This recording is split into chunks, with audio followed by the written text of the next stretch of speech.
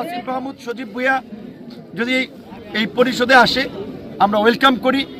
তিনি সরকারে ছিলেন, নির্বাচন করবেন, নির্বাচনের অভিপ্রায় থেকেই মূলত তিনি পদত্যাগ করেছেন।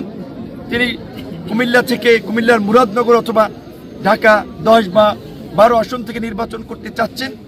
আসিফ মাহমুদ সজীব ভুঁইয়া যদি গণ অধিকার পরিষদে আসে আমরা যে আসনে তিনি নির্বাচন করতে চান সেই বিষয়ে আমরা সহযোগিতা করব। এবং শুধু আসিফ মাহমুদ নয়, এনসিপি থেকে শুরু করে বৈষম্যবিরোধী ছাত্র আন্দোলন, ছাত্র শক্তি বলেন, যুব শক্তি বলেন, নতুন যে রাজনৈতিক দল এবং তার অঙ্গ সংগঠনের নেতাকর্মীরা অনেকেরই রাজনৈতিক হাতেখড়ি কিংবা শুরুটা ছিল এই পরিষদকে ঘিরে।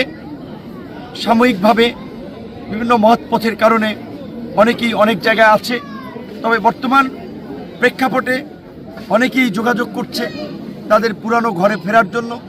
ইতিমধ্যেই বেশ কয়েকজন ফিরেছে, আমরা তাদেরকে স্বাগত জানিয়েছি। আসিফ মাহমুদ সজীব ভুঁইয়া একেবারেই বিশ্ববিদ্যালয়ের প্রথম বর্ষ থেকে এই পরিষদের সংগ্রামের সাথে ছিল।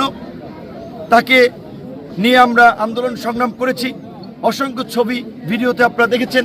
2023 সালের 7ই ফেব্রুয়ারি ঢাকা বিশ্ববিদ্যালয়ের ভাইস চ্যান্সেলরের বাসার সামনে ছাত্র অধিকার পরিষদের যেই সম্মেলনে আসিফ মাহমুদ সজীব ভুঁইয়া সভাপতি হয়েছিলেন, তাকে পাশে রেখে বলেছিলাম আগামী 24 সালে নতুন সরকার গঠিত হবে ছাত্র অধিকার পরিষদের নেতৃত্বে।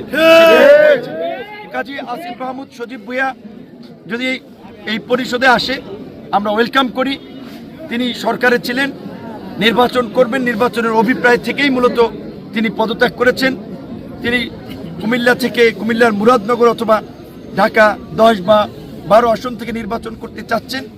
আসিফ মাহমুদ সজীব ভুঁইয়া যদি গণ অধিকার পরিষদে আসে আমরা যে আসনে তিনি নির্বাচন করতে চান সেই বিষয়ে আমরা সহযোগিতা করব। এবং অন্যান্য নেতৃবৃন্দ যারা গণ অধিকার পরিষদের রাজনীতিকে ভালোবাসে, সমর্থন করে যদি পরিষদের সাথে যুক্ত থেকে নির্বাচন করতে চান তাদেরকেও আমরা ওয়েলকাম করি। এবং এনসিপি গণ অধিকার পরিষদ একই জায়গা থেকে উত্থান, এবং আমরা দৃঢ়ভাবে বিশ্বাস করি শেষ পর্যন্ত ইনশাল্লাহ তাদের গন্তব্য একই হবে 2 দিন আগে অথবা পরে।